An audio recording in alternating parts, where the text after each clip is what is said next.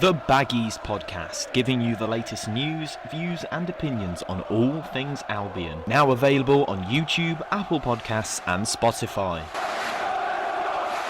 Hello and welcome to another episode of the Baggies podcast. I'm Louis and I'll be your host today, but I'm not alone. I'm not alone on this occasion. It's a midweek podcast special with a former Albion player. Now you know who it is. I know who it is. It's Danny Gabbidon, former West Bromwich Albion player and Wales international. Should we just add to that? He's the most capped international player we've had on the podcast. So it's fantastic to have Danny on today to speak to me about his time at West Brom, but we're also going to go into a bit of detail about other clubs playing for Wales, of course, and what he thinks of West Brom's chances of staying up. So this will be a very interesting episode. If you're new around here, I must suggest that you follow us on all platforms. Subscribe to us on YouTube if you're watching on there. Follow us on your podcast platform, or even drop us a review on Apple Podcasts or Spotify. That also helps us a massive amount as well. If you leave us a review as well, that really does help us, and it knows that you're about and you're enjoying the podcast. However, if you are new around it, just make sure you're following. But yeah, here we go. It's Danny Gabbidon on the Baggies podcast. Special guest on the Baggies podcast, Danny Gabbidon. On this week's episode of the Baggies podcast, we're joined by a very special guest. We've got former Albion player and Wales international, Danny Gabbidon, on the podcast. Danny, how are you, mate? I'm very good, Lewis. First and foremost, mate, thank you so much for having me on. And you've just informed me before we started recording that I'm the most capped player that you've had on the podcast so far. Yeah. So it's an absolute honour to be here, mate. Honestly, a pleasure to have you. You are the most, definitely internationally, I'm not sure about club career, but definitely internationally the most capped player we've had. But it's a pleasure to have you here. So to start off, Danny, we'll talk about your time at West Brom, because obviously that came first. You were born in Wales, but you were picked up by West Brom as an academy prospect. How sort of did that come about? How did they sort of pick you up and sign you? Yeah, it was all a bit random, really, or not so much random, but it all happened quite quickly. And there's a bit of a misconception, and that was one of the reasons why I wanted to come on the podcast with you and talk about West Brom, because not a lot of people, since I finished playing, kind of really want to ask me about my first club. Yeah. A lot of people actually think my first club was Cardiff, but obviously West Brom was where it all started for me. And basically I was just playing for my local team back in South Wales, small town called Cwmbran. And I just started my A-levels in school. I was almost thinking that football probably had passed me by. I'd been on a few trials at other clubs and nothing had really happened, and I was starting to think about kind of A-levels in university, thinking maybe it wasn't going to happen for me. But I got scouted, West Brom scout by the name of Dave Harry, who, bless his soul's not with us anymore. He came to one of my local games and obviously liked what he saw. Took me up to West Brom. I think I played a couple of games first. They used to kind of play in a midweek kind of floodlit kind of league. I don't know if they still do, but I played a couple of games there, did okay, and then I went up on trial for a week and thankfully signed after that. But it was a strange one, because I went up there for the week's trial, and Richard O'Kelly and John Truitt were the youth team managers at the time, and the very first day I got there, they basically said to me that because I kind of came up there a little bit late, it was a couple of months into the season, they basically said to me, like, well, look, we've got our kind of quota of players, and basically, you have to be an exceptional player for us to kind of sign you on. So straight away I was thinking, well, what's the point of me being here? I'm thinking I've got no chance, that you're going to say no like all the other clubs have and stuff. And so I was a little bit skeptical kind of going into that week's trial. And I just thought, you know what, I'll just give it my best, see how it goes, just try and enjoy the week. And if I can get a nice pair of like Puma King boots or something like that at the end of the week from the club or something like that, then I'll be happy. And got to the end of the week. Obviously, I done fairly well. And I remember, I think it was a first team game on a Saturday or something, and they invited my parents up and we sat in the box. We watched the first team game, and then he had the conversation, Richard, with my parents after, and he basically said, oh, look, you remember when I told you start of the week that you'd have to be an exceptional player for us to take you on. And then I thought it was going to be, well, sorry. Yeah. He said, look, we think you're an exceptional player and we'd like you to sign on. So it was just, when people ask me now about what were the best kind of moments in your career, I generally say that one, hearing a yes and the manager saying that, believing in you and wanting to give you an opportunity, still, makes me feel amazing now when I think about it. So, that's how it all kind of came about, really. And obviously, you came into the academy setup. I think they called it an apprenticeship contract. Is that what they called it back in the day? Yeah, something like that. I think it was. Yeah. So how did you find YTS? It was called YTS. Yeah. So how did you sort of find that whole academy experience? Because obviously you didn't make your first team debut for a couple of years, but how did you find sort of playing in the youth teams and stuff like that? It was amazing. I think initially for me it was very hard because I'd gone from, as I say, playing in a local team, going to school, only playing games really on the weekend, to going into an environment where, look, you're training every day. The intensity around training, the intensity around the games, and the first couple of months were really hard for me because I was literally playing catch up. A lot of the lads who I was playing with had been in the West Brom system from maybe 7 or 8 years old, so we're used to training every day and working on their game and stuff. And I was a million miles away from that, so the first couple of months were really difficult. I remember speaking to my dad after the first few weeks and saying, "Look, Dad, I don't think I can do this. I really don't because." I was just so tired all the time. I can remember doing like my first gym session and we were doing chin-ups and press-ups and I could barely do like 2 press-ups or a chin-up, and I just felt embarrassed at the start because I just felt like I was so far off the other players who were so used to it. But, I soon caught up, to be fair. Within a couple of months, I kind of caught up, and, once I kind of got up to that level and got used to the routine of what being a kind of professional kind of player was all about. I loved every minute of it. It was what I always wanted to do. And as I said, there were times when I thought it was never going to happen. So for me, moving to Birmingham, a big city, I'd never experienced anything like that before, moving away from home for the first time, being in an environment with a bunch of lads all your own age, all trying to achieve the same thing. I loved every minute of it. I really did. And I was lucky enough to have 2 amazing coaches as well in Richard O'Kelly and John Truk as well. So once I got past those first few weeks and got up to speed, then, the whole experience of being a scholar, being a YTS, I loved every minute of it. Well, yeah, definitely. I think that's pretty good memories to share really about the academy, because I think a lot of players who've come out of it and it's not really come to much from West Brom, at least nowadays. Like, they've gone on and not really done a lot. But you did do a lot with your career after coming out of the West Brom Academy, and you made your debut just a few months after signing a pro deal with the Albion, and obviously a pro contract. But it wasn't in the best game, to be honest. I think we lost against, I think it's Ipswich. But how was making your debut in the Albion shirt? Oh, it was unbelievable. I think you ask any player, they always remember that first game. They always remember their debut. It's a kind of a special moment. And, I knew I'd kind of been doing well. Back then, the academy was very kind of different to what it is now. It wasn't just the football. It was, you had to do jobs. It was cleaning the dressing room. It was cleaning boots. And it taught me a lot of stuff, not just about how to become a footballer and watching the senior players and how they kind of acted and conducted themselves, but just things like discipline and communication and taking pride in stuff. All those things as well were massive for me growing as a person. So, I went from that and then kind of started getting into the reserve team, which you kind of don't have now. Initially on the bench for the reserves, and there was a lot of senior players playing in the reserves. So I was getting 5-10 minutes here and there.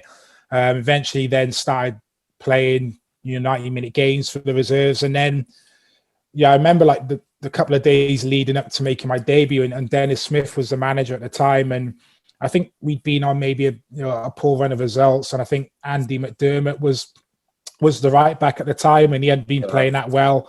So there'd been 1 or 2 kind of rumours that I might come in and play. And I was thinking, nah, that's not going to happen. And I just remember a couple of days before when the manager told me I was going to be playing, I was excited, obviously, but I was a bag of nerves. My training the 2 or 3 days before, I probably could have easily played myself back in the team because I was probably more nervous for those training sessions leading up to the game than I actually was in the game, because as a youngster, you've never experienced that kind of level of football before, and it was a different kind of pressure then. So I remember just being really nervous about it the couple of days before the game. But once it came to kind of game day and stuff, it was a different type of nervousness, more excitement, really. I thought I could come into the team and do a job. I felt kind of confident that I could kind of play at that level.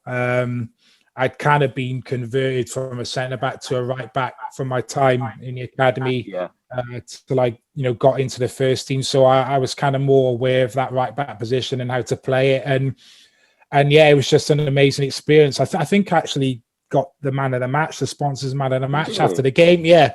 So, but as you say, I remember the game. It wasn't a great game. There weren't too many chances in the game. But yeah, I think I did okay. I didn't make too many mistakes, I don't think. I think I've actually got the game on DVD or videos in my mum's house. So I have watched it back a few times, I'm not going to lie. But it was an amazing experience. You ask any player, kind of making your debut is a fantastic memory, whether you play kind of good or bad. So it was just great to kind of get that opportunity, really, at 19 years of age. To be fair, Danny, I think you're probably one of the only people who I've had on the podcast who remembers their debut that thoroughly. Most of them, I think it was Ridgewell. I think Simon Cox as well. Just went, I remember going on the pitch, and then I don't remember a minute after that. They were like, I remember going on, but I don't remember coming off or anything. Yeah, so, I don't remember too much of the game. I remember one incident, I think, where I made a good tackle, like a goal-saving tackle. I think it was David Johnson who kind of went through. I think it was Dal Burgess who was playing right side centre-half. He's cut inside and I managed to get back and make a good tackle. But that's about all I remember, really. And I'm not good memory-wise with like remembering games and incidents and things like that. But I suppose with your debut, or certainly for me, with your debut, it is a moment that kind of sticks out in your career. So maybe that's why I just remember one or two things a little bit more. But yeah, it was a big step in my progression, really, to make your debut and feel like you can kind of handle that kind of level of football. It gave me a lot of confidence there moving forward. Yeah, I think definitely, obviously, the debut is sort of, you're like welcoming yourself onto the pitch. And if you do a good job, then you can go and keep. And if you keep repeating those performances, you can earn your place in the first team. And you did during that first season, you managed to, and over those, I think you played for a couple of years for Albion, but you did manage to get those appearances in for us. But when you sort of walked into that dressing room, obviously you mentioned you played with a couple of the first teamers, they were in and around the reserves. But, what was it like stepping into like the adult dressing room? Obviously you were an adult, but like, what was it like going into these obviously grown men who've been playing football for ages? Yeah, it was intimidating. It was nerve-wracking because you get so used to your own kind of environment, lads who are kind of your own age, and you have that banter. You're all kind of on the same level. Of course, you're all you're playing as a team, but you're all kind of striving for the same thing to kind of get that pro contract. And yeah, I was quite a shy lad as well at that age. I was pretty quiet, didn't say too much, hadn't really kind of come out of my shell yet. But I think it helped with the YTS side where you're cleaning pros' boots and stuff, because you got to kind of build up a little bit of a relationship, at least with those players, kind of those boots that you kind of looked after and cleaned. So that certainly kind of helped a little bit, because you felt like you knew a few of the senior lads already. Then coming into that kind of reserve environment, which is very senior players playing in the reserve team as well. So I kind of had a nice build up, but nothing really kind of prepares you fully for when you go into that senior dressing, because I think first and foremost you're thinking, do I belong here? Are the senior players kind of gonna accept me? The way they kind of conduct themselves and go about things is very different to a younger kind of inexperienced player. So I think I just kind of tried to keep my head down, didn't say too much, just tried to look at how the senior players kind of conducted themselves, how they went about their business on a day-to-day basis, and just tried to be a sponge really and learn as much as I could off them. But generally, the senior lads are brilliant at most clubs. You know, they really do take the younger players under their wing. They realize how difficult it is for young players kind of coming into that environment. And generally, they go out of their way to kind of make you feel at home. And certainly, and I think if you can show straight away, ability-wise, that you belong alongside them, then generally, then I think, you know, they look at you and straight away say, oh, look, you know, he's more than good enough. Let's help him in any way we can. That's certainly what I've done as I got to become a senior player, and I saw young players coming into the team. Initially, if I saw ability-wise they were good enough to be there, I'd almost make a beeline for them and then try and help them as much as possible. So yeah, it was nerve-wracking, really nerve-wracking for a young player like me, making my way in the game, who was generally quite shy and quiet anyway. But you have to adapt, and it does make you kind of come out of your shell. It does help to kind of develop your personality as well. So it was scary time. Yeah, I can definitely just imagine, obviously, going into that dressing room, being a young lad and going, wow. I mean, you know, there's all these players who've probably been playing for 15 years or so in their careers. But you, obviously, you played in front of the Albion fans quite a few times. We as Albion fans, we love to see a youth prospect come through. There's no, like, obviously, I'm sure it's the same with quite a lot of clubs, but we just wait for the next one to come along. Obviously, you've got quite a few prospering ones at the moment. How did you sort of find the West Brom fans when you were playing in front of them? Did you get many pelters? No, not really. I probably banished them from my memory, to be honest with you. But listen, I think West Brom as a whole is a fantastic club. Still is. Obviously, over the years, it's changed. You know, there's been different owners and what have you. The team's kind of yo-yoed a bit between the Premier League or whatever, and now down in the Championship and back to the Premier League and stuff. But certainly when I was there, it was a fantastic club. The fans were amazing. As you say, I think every set of fans, they enjoy seeing homegrown players come through. I actually watched your youth team beat Cardiff City in the FA Cup, I think it was last week. And it certainly looks like you've got 2 or 3 really good youngsters there, given the opportunity, who come through. And much like Cardiff, really, I suppose there probably hasn't been enough of these young players kind of come through maybe in the last few years. When I was there, you know, there was myself who broke into the team. I think Adam Oliver was another one that broke into the team. Justin Richards was in and around it for a little bit. Obviously, the Chambers twins, James and Adam, did really well. More James. So there was a few then, but I think opportunities for these youngsters now are much harder. But it's a fantastic club, fantastic kind of family club. That the fans are very passionate. The help I had from some of the people, you know, that worked for the club as well when I was there was amazing. You know, living in digs as a YTS lad is never easy, but you know, there were people that worked at the club who were brilliant for us young players. Would really try and help us, particularly the lads that had come from around the country. Really, not so much the local lads, but the lads who had come from different parts of the country to kind of help us settle and, you know, make us feel comfortable and stuff. So I was lucky that really that, you know, that was my first club, really, I suppose. You know, I instantly kind of felt comfortable being there. And a lot of that was down to the people, the staff working at the club and the fans really, you know, kind of welcoming me in and giving me all, you know, encouragement and stuff when I needed it, really. Oh, well, that's good. It's certainly good to hear positive things being said, like about the club, and obviously, you know, people helping you along your journey. But you left the club in 2000 and you joined Cardiff on it. It was an initial loan, I think, but then you joined obviously permanently after that. Was that like a difficult move for you, or was it quite an easy decision, or, you know, was it something that you felt was right at the time?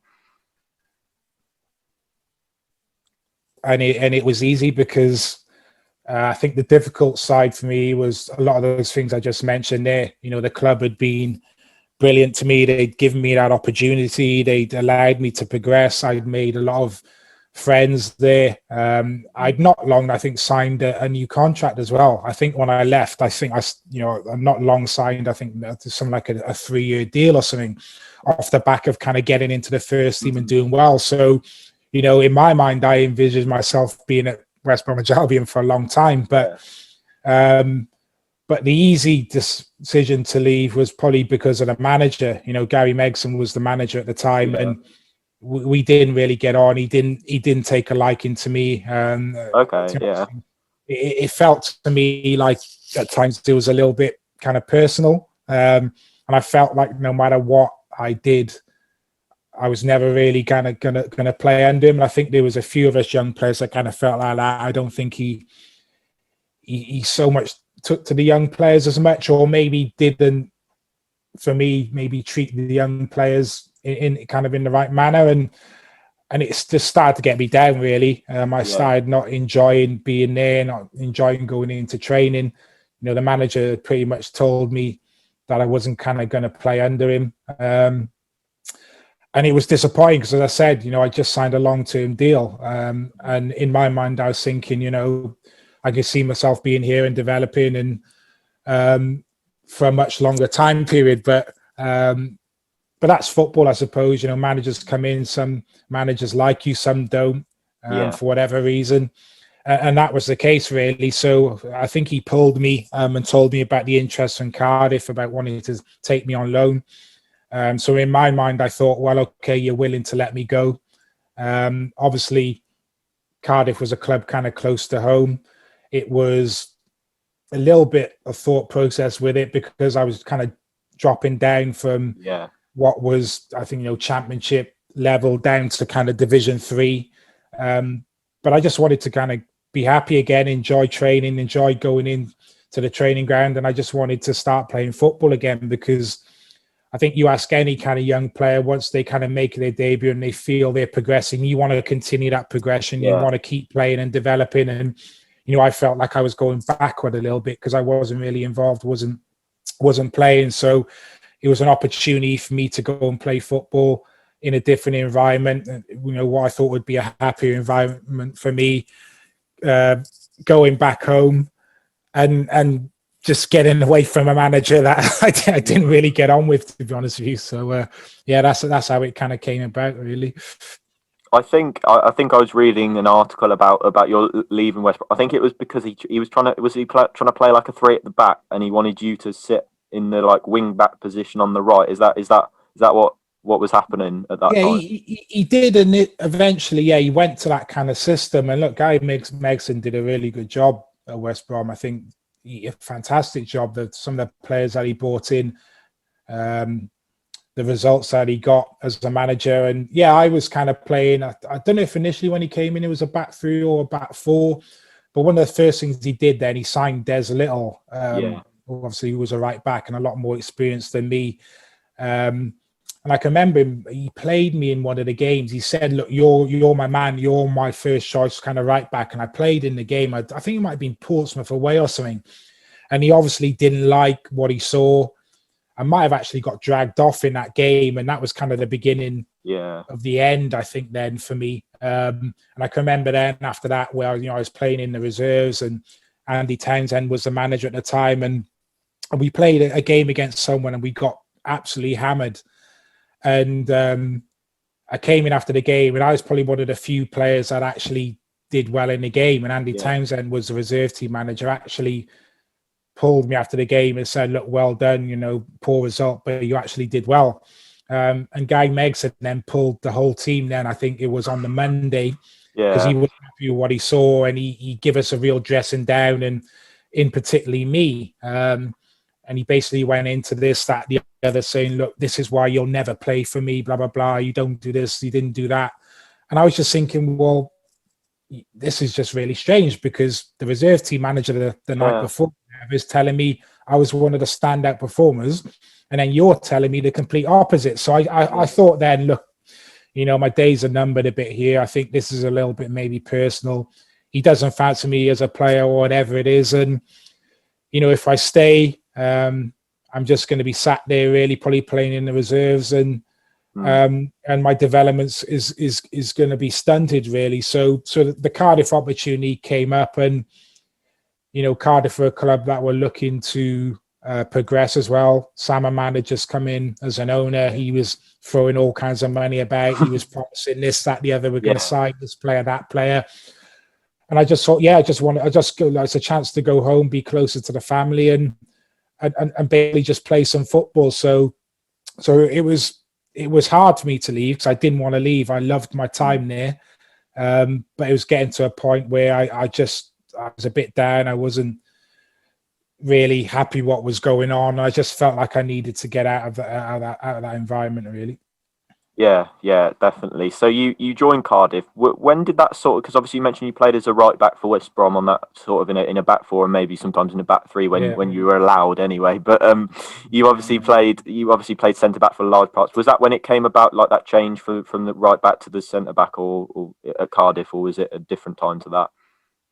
Yeah, it was Cardiff basically. As I said, I went into West Brom as a centre half. I was signed as a centre back, and I kind of got converted then into a right back.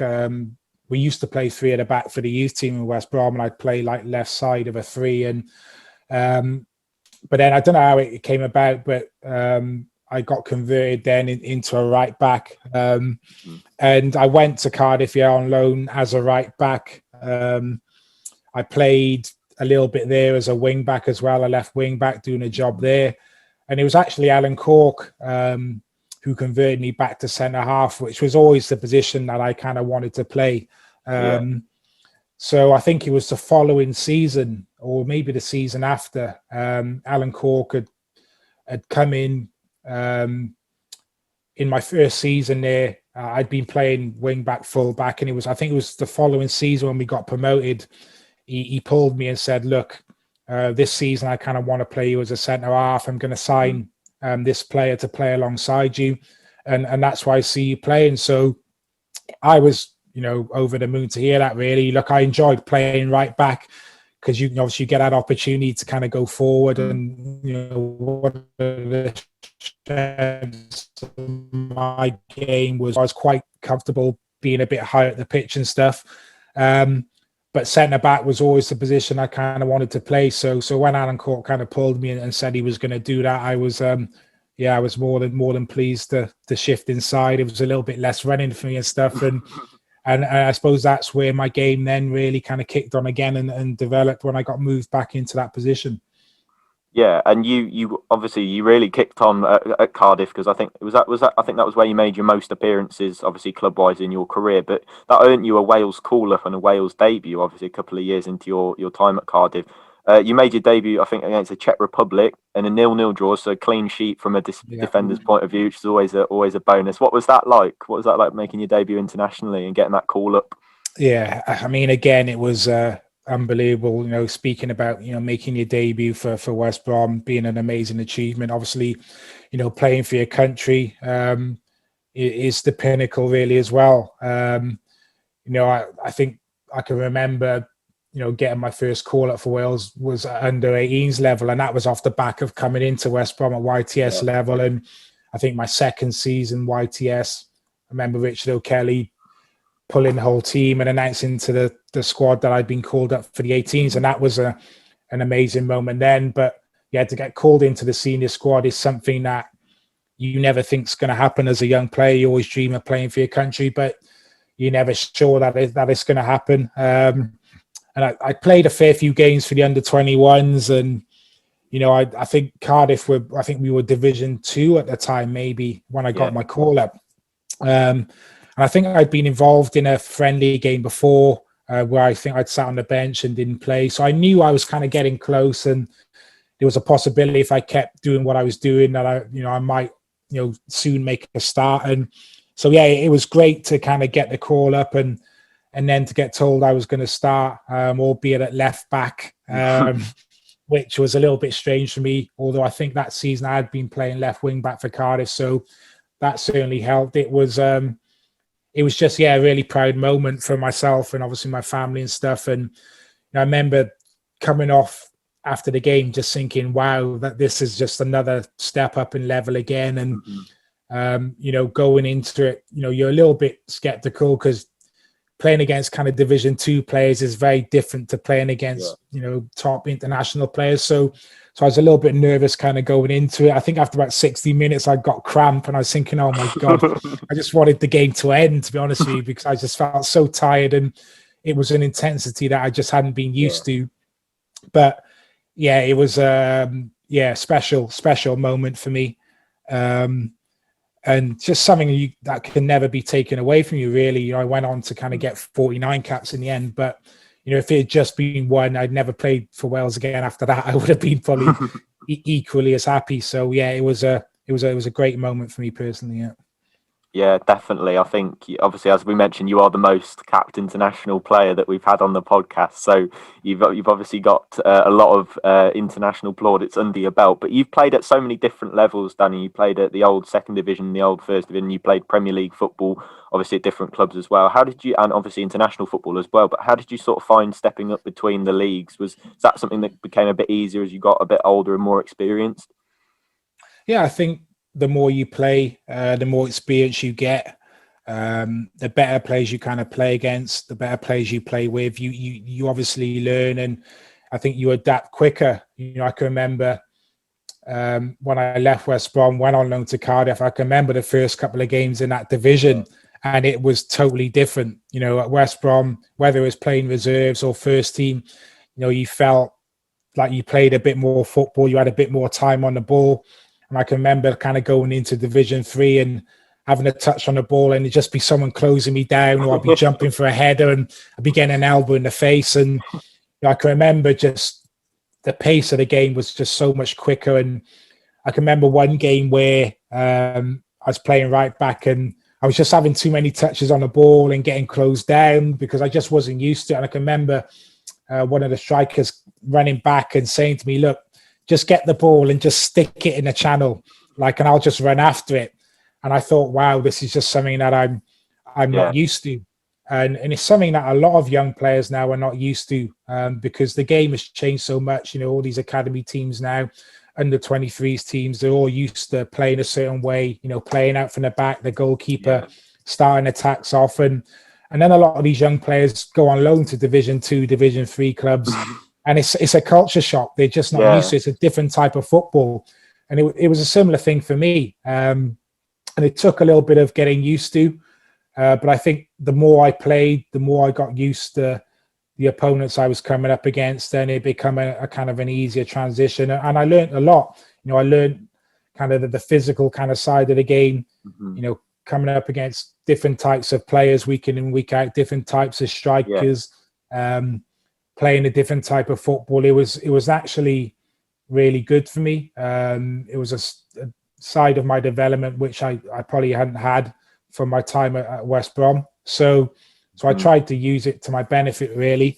But it was as I went up the leagues, you could see the difference in the style of play, and you could see the difference, obviously, in the quality of kind of opponent that I was kind of coming up against as well. Yeah. Yeah, definitely. And you made a real, from playing at West Brom, you made a real step up because you ended up playing in an FA Cup final against the one against Liverpool. I think that was in Cardiff as well, which is probably was quite a nice homecoming beforehand. Obviously, you were on the losing side by penalties that day, and you'd been starting to really build a centre-back partnership. I think it was with Anton Ferdinand. You built up quite the partnership at West Ham. What was playing in the final like for you? It was amazing. I think, again, I spoke about, making your debut for your country and stuff is something you dream of doing as a lad, and playing in an FA Cup final is another dream, really. As a youngster, I remember kind of watching the FA Cup finals on the TV when they were at the old Wembley and stuff. And, you always hope that can be you one day. So it was an amazing experience, obviously a difficult one to take because we lost the game. But it's a game we should have won, really. We were 2-0 up. We were playing well, 3-2 up, I think, in extra time. Obviously, the finals become known as the Steven Gerrard final because he's the man that basically took the game away from us. But it was still a fantastic achievement. That was my first season playing in the Premier League. As you say, I'd built up a good kind of central defensive partnership alongside Anton Ferdinand and James Collins. So I moved to West Brom from Cardiff, to West Ham with from Cardiff. Sorry. Yeah. And it was just a great season all around. You know, we finished, I think, top 10. We got into an FA Cup. Well, we qualified for Europe actually, and we got to an FA Cup final. As you said, the final was in Cardiff, so it just felt like kind of coming home. Liverpool are the team that I support as well, so it just felt like all the stars were aligning, and I just thought, look, we're going to win this. And you know, we got 2 early goals, and I thought, wow, what's going on here? Yeah. I felt that if we could have got to half time at 2-0, I think we would have gone on and won it. But they got a goal just for half time, and it just changed the whole kind of momentum of the game. Then really, they got a goal quickly after half time, and then they were back in it. But the whole experience was amazing. I remember after the game, you know, just the way that we kind of lost it on penalties. You know, I've always kind of thought to myself when I see players kind of crying after a defeat and stuff, I always thought, well, like, why are you crying after, you know, losing a game? But that's one of the few occasions where I actually shed a tear after the game, because it's a game we should have won, and just the manner of how we lost it. And, you know, we went to penalties, and then you were thinking, well, we've never really been in this situation before. We lacked experience. Liverpool had been in that situation many a time. They had a great penalty shot stopper in Pepe Reina. And you just felt the writing was on the wall then. But the reaction of both fans kind of after the game was amazing. You know, even the Liverpool fans were applauding us as we kind of walked around the pitch, and were clapping our own fans. Even the Liverpool fans were applauding, you know, our efforts and our performance and stuff. And that's something that will always kind of stick in the memory with me, really, and kind of cushions the blow of that defeat a little bit more, really. So it was one of the better FA Cup finals. A lot of them can be quite boring affairs and a bit cagey, but that was quite an entertaining one, to be fair. Yeah, it was quite an entertaining one. Probably not from your perspective, obviously, not in the way you would have liked to be entertaining. Obviously, you'd have liked to see West Ham go on and put another 3 past Liverpool after going 2-0 up or something like that. But you played under a lot of managers, Danny, in your career, and obviously, I'm going to assume this isn't going to be Gary Megson as your answer. But who would you say? No. Who would you say it was your favourite manager? Not necessarily the best one you've worked under, but the one maybe who was there for you when you needed him, or put an arm around you when things were going a bit tough? It's been a bit of a mixed bag, to be fair. There's been some good ones. There's been some bad ones. I've got to give a lot of credit to my youth team managers, Richard O'Kelly and John Truick, first and foremost, for giving me that opportunity, looking at me and thinking, I think maybe there's half a player in there, we can work with him. And then they were just brilliant, all their managers, not just kind of on the training ground, how they worked with us young players, how they tried to develop us, but how they kind of looked after us kind of on the field as well. There was many a time where, you know, Richard would invite me round to his house, and his wife would kind of cook and stuff and just ask about how we were, not just football wise, you know, but how we were getting on in, you know, personally and stuff as well, because you know, I think he realized how difficult it was for lads moving away from home and stuff, and you know, they would do everything they could to make sure we kind of felt comfortable and felt happy, as well as obviously, you know, working hard with us on the training ground and looking to develop us as players. So I've got to give a special mention to them too, because without those two, you know, I would be, well, you wouldn't be doing this podcast with me. I would have been sat there, you know, I'd be probably decorating, or I don't know, or a plumber or something. I don't know where my kind of career path would have gone. But I think Alan Pardew is right up there for me as one of the best managers I've worked with. If I look back to when I played my best football, that first season, stepping into the Premier League, working under him, is probably one of the standout seasons of my career, probably when I played my best football.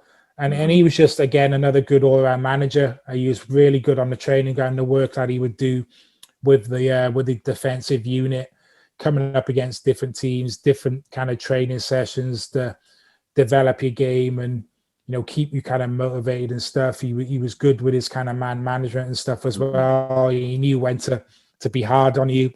He knew when to kind of give you praise and put an arm around you. You know, I think as soon as I come into the club, you know, he kind of taught me up as being a potential kind of player of the year contender, which I thought was really nice. But I also thought, why are you putting that kind of pressure on me? But then once the season started, I think it was second game of the season, we played Bolton and got a bit of a hammering, and he brought me off after 60 minutes because I couldn't win a header against Kevin Davis. So Oh, right, yeah. he was that kind of manager where, he was great at assessing the situation, knew when to kind of give you encouragement, but then could also be really kind of ruthless as well. And he really developed me as a player. Because I think before that, I was the kind of defender that I was a ball playing defender. Basically, I used to like getting on the ball. I'd run forward with the ball. I'd be trying to make things happen, even though I was a central defender. And at times I could, lack a bit of concentration, and I could be prone to the odd mistake. But I remember him the first time we met when I was signing for West Ham, and he said to me, I've seen you play at Cardiff, and there's a lot of things I like, but I feel that you do too much in the game. You're trying to do too much. You're trying to run up the wing. You're trying to put crosses in. And he said, look, I've got players to do that. I've got the attacking players to do that. I don't need you doing that. All I need you to do is concentrate on doing your job, which is defending. And that was the best bit of advice I probably ever had from a manager. Because stepping into the Premier League, you just can't do those. You can't make those mistakes because you just get punished more against the level of opponent you're up against. So that's what took my game on to another level. Then I think if you look at all the best defenders around the world, it's the ones that make the least mistakes. And that season, that's why I played so well and probably had the best season of my career, because I just limited my mistakes. Sorry, listened to the manager, just tried to do my job as a defender, not overcomplicate things, and I adapted my game for the better, really. So I'd probably say him, but there's others I can mention. Alan Cork was great, Lenny Lawrence at Cardiff, Tony Pulis at Crystal Palace, even though he came in and dropped me from the team. Is the way he did it was just brilliant. I just kind of came out off the training ground thinking I never had an opportunity there to say why or anything. He just did it in a way which kept you on side almost. It was really weird. Basically said he's dropped me from the team, and then really switched the conversation on to, do you fancy coaching? How's your family? All this stuff. I came away just like, how's he done that kind of thing? But he was great, man management wise, particularly with the players who weren't playing, how he kept them all involved and made you feel part of the team, kept you kind of motivated, kept you on your toes, kept you thinking that you might be playing next week. And a lot of managers fail in that department.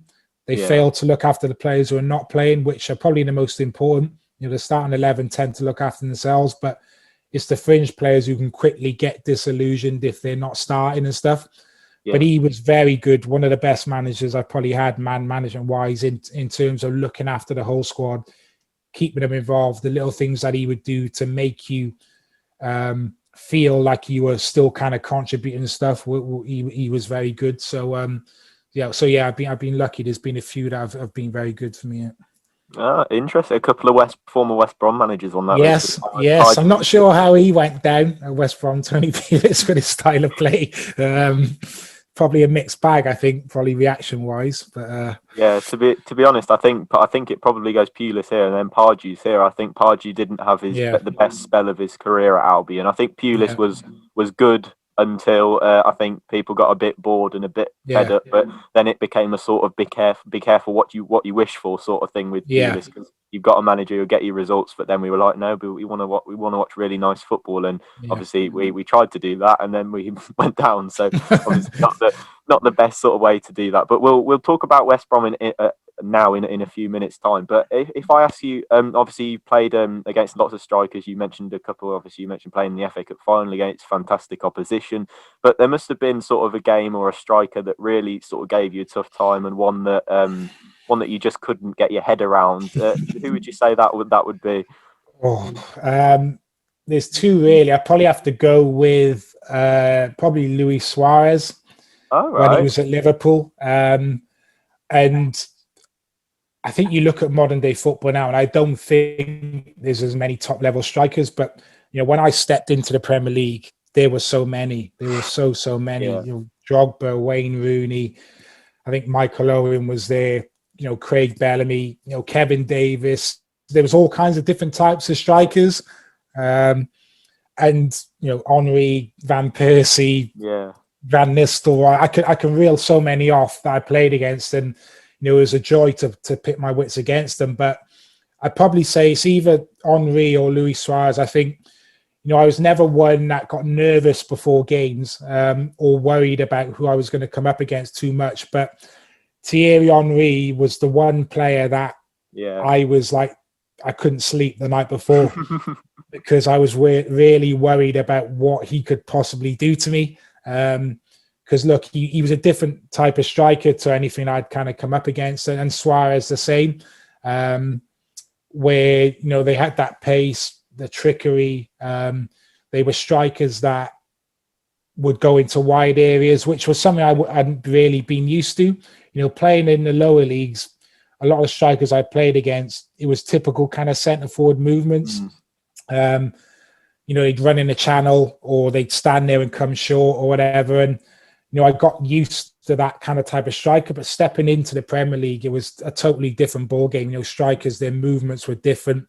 They probably moved less often, but they were sharper. They would go into areas of the pitch which I'd never been used to kind of going into. They'd ask different kind of questions of you. And Suarez was one of those players, he'd get you into kind of wide areas down the side of the 18-yard box, and he was just a live wire. It was just non-stop. He just would not give you a minute's peace. He'd get turned. He was always looking to make something happen. He'd be trying to nutmeg you.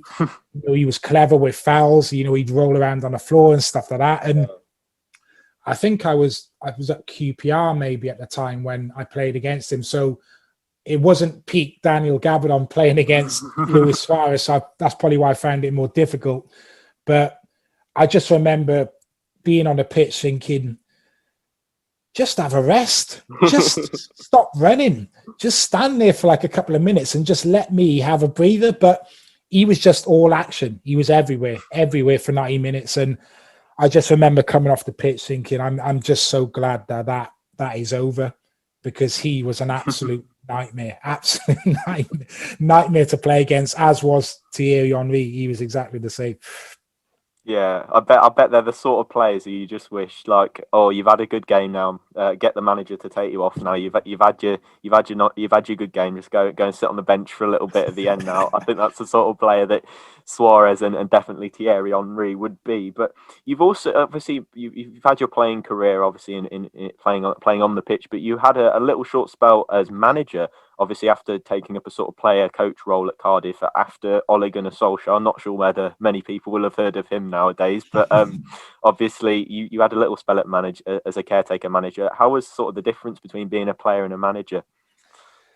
It was an eye-opener, I'm not going to lie. And you just don't realise the differences, really. As a player, you have your routine, you come in, you have your breakfast, you go out training, do an hour training or whatever. Now and again, maybe the odd gym session in the afternoon, you go home and you repeat that kind of routine. And you're so kind of caught up in being a player, you don't really see the other side of things, the management side of things, the coaching side of things, and the amount of detail that goes into even just planning one session. Do you know what I mean? Yeah. So I went into it with my eyes shut, really. I didn't really know what to expect. I was really nervous about it. I didn't have a clue what management coaching was all about, really, and even how to plan a day as a coach or manager and what went into it. So it was a real eye-opener. There were parts of it that I enjoyed. There were parts of it that I didn't enjoy. But it's a totally different world to play in.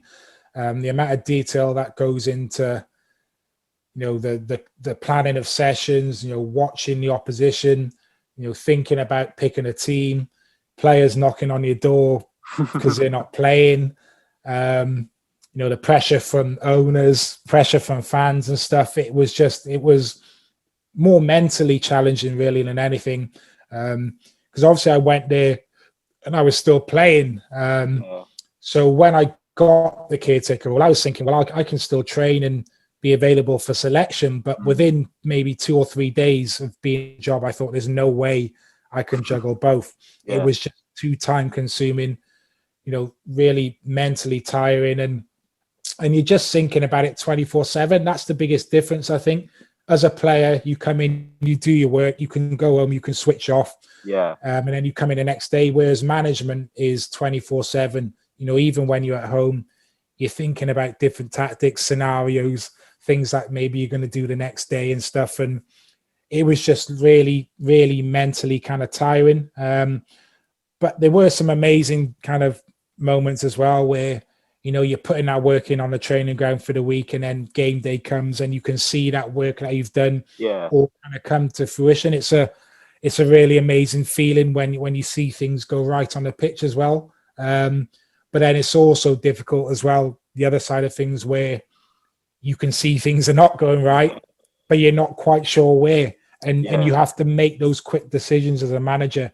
They can make or break things if you dilly-dally, maybe think about things too much, then the game can quickly go away from you and stuff. So, making those kind of quick in-game decisions, tactically and with substitutes and things like that was really difficult for someone that had no real kind of coaching experience, really. So it was it was an eye-opener to say the least. I definitely could. I can't really relate to that, but I sort of can. Football Manager has been my only experience of management. I love that game. I can tell you that the amount of detail that goes into it can only be multiplied by 100 if you're an actual Football Manager. But is that something has that put you off from football managing and stuff like that for good, or has that maybe taught you something that maybe is something that you might want to do in the future? Yeah, I think you never kind of say never, but off the back of that and retiring, I went down the media side of things. So I can only think that it must have put me off. But no, it wasn't just that. But I think to be a manager, you have to have a certain personality. I mentioned Alan Pardew earlier, where he had that ability to kind of tear strips off you, but then could also put an arm around you. And you have to have that right personality. And I kind of looked at myself and just thought, you know what? I've been a player. I know how players are. I know how fickle we can be. I know we can be prima donnas and stuff like that. And you have to have a really strong personality with players. You have to have that bit of fear factor. And I'm just not that kind of person. I think I'm probably a little bit too nice. So I just don't think that works in management, particularly modern day management now, where the man management of players is more key than ever. And I kind of went on the coaching batches. I got to the A license stage, and I looked at other people there doing the course and people I went on the course with, and they just seemed to have that kind of hunger and enthusiasm to want to do it. And I was there more doing it because my dad had made me do it, kind of thing. And I think it'd be a good thing. I didn't really have the passion for it. So I had that little stint as caretaker manager. Look, there was parts of it I really enjoyed, and there were parts of it that really kind of got my juices flowing, and I really enjoyed. But there were other sides of it as well, which I didn't really enjoy. And I just didn't really then off the back of that feel that going down that side of things was for me, really. And I suppose, coming out of the game, when you've been playing football for so long, you've moved from club to club, you've been all around the country and stuff. I kind of just wanted to have a normal life for a little bit. I wanted to find somewhere to live, settle, and that probably wouldn't have been the case if I went into coaching and management. It would have been a bit like playing again, where I could have ended up at West Brom. I could have ended up south somewhere, moving sticks again, uprooting. And I didn't really want that. I wanted a period where I could just have a bit of a normal life and settle. So that's what I did, really. And I think you never say never, because I do have thoughts now again, about going into that side of things. And, is it a waste of all that kind of football knowledge, not giving back a little bit, whether it's academy level or first team level? But at the minute, I'm quite kind of content doing podcasts with the likes of yourself and the media kind of stuff, which I now do. So. Yeah, so obviously we'll go straight into that. Actually, obviously you've been doing a lot of media stuff. You do a Welsh football podcast on the BBC as well, which we'll talk a little bit more about in a minute. But I'm going to ask you to cast your sort of punditry eye over West Brom at the moment, which is obviously something which is obviously of keen interest to West Bromwich Albion fans. Obviously, it's been well documented the position that we're in the table, obviously, and obviously probably because of the manager that we've got, who's so accustomed to keeping teams out of the relegation zone. Danny, how do you see how do you sort of spell our chances out for us of staying in the Premier League? I'd love to say, I'd love to say that the Baggies will be in the Premier League next season, but look, it's going to be difficult, and I think it was always a difficult one right from the start of the season. Look, I think Slaven Bilic did a really good job in the Championship last season to get West Brom back into the Premier League, but I think the writing was on the wall really from the start, kind of with the lack of investment. There probably wasn't enough money spent. I think, most West Brom fans would have said, I think this season's going to be a bit of a struggle when you saw the lack of investment and some of the players that kind of came in. Look, what an amazing result that was against Chelsea. On the weekend. That will give the team massive amounts of confidence. I think the recruitment from Sam has been quite good, to be fair, in the window. You desperately needed to get some players in to supplement what was already there. And I think the players that he managed to get in, I think have improved the team. Performances have been better. But I think there's probably just too much kind of ground to make up, really. It was probably a little bit too little too late, really. But look, they're going to give themselves a fighting chance. As you said, Big Sam, he's been in this situation many a time. You'll keep the players fighting right until the end. And you just hope maybe that result against Chelsea can be a catalyst, really, can kick the team on and give the team momentum. If they can play like that in the remaining games and they can be that kind of clinical with the chances that they're going to create, then who knows? It's been a strange season, hasn't it? So there's been a lot of strange results and strange things happen. So, I really hope they can stay up, but I just think the damage was done really probably from, the first half of the season. Yeah, I think you're spot on. I think it gave a lot of West Brom fans a big shock the other day. I think to see a team that had managed not to put away these like open goals against Burnley to teams that are now flying in lobbed shots from the edge of the area. It was like watching Brazil. It was. And considering we were in the yellow and green as well, I think it made for more comparisons towards the Brazilians. But you're obviously doing a lot of media work, and I mentioned your Welsh football podcast, but obviously you're doing that at the moment. How do you see Wales at the Euros? Because obviously that's a big event coming up. You've obviously done, obviously Wales have had a really good Euros last time out to get into the semi-finals. How do you rate their chances coming into the summer?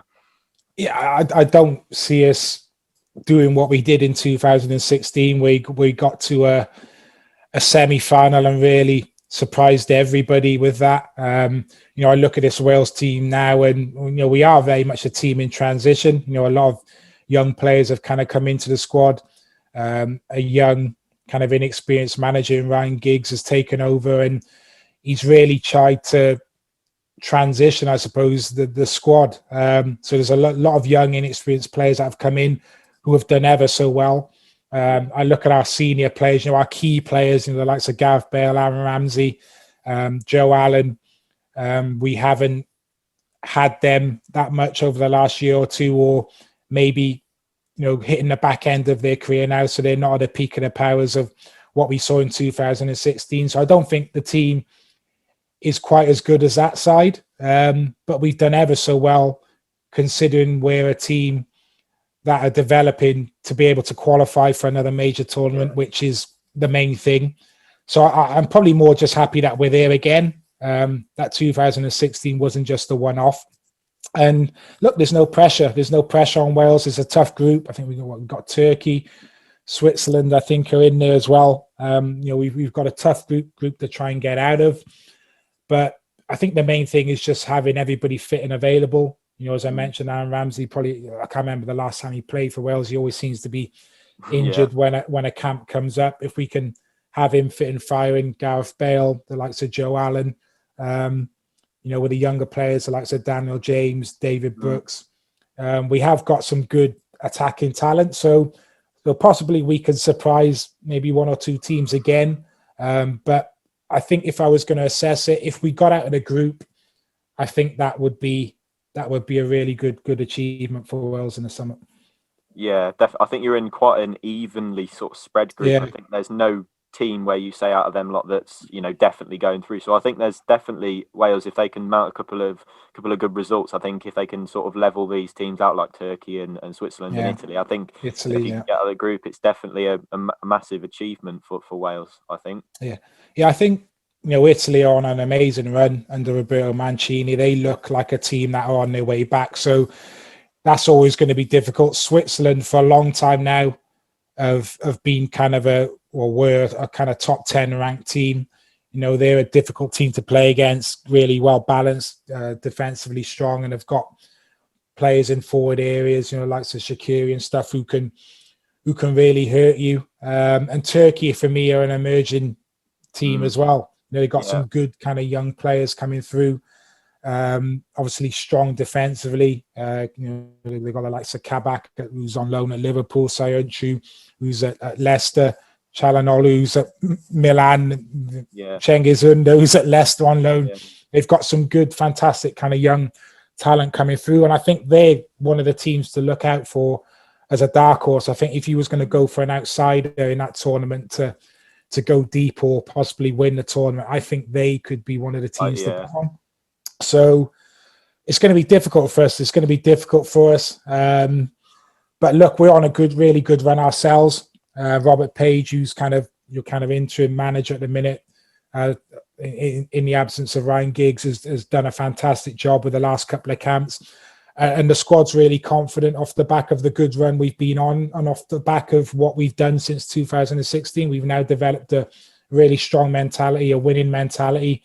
And I think hopefully that'll hold us in good stead now going into the tournament in the summer. Yeah, I definitely think, obviously, it's been a long wait for this tournament, really, with it being postponed. But I think it's certainly going to make for a really interesting spectacle.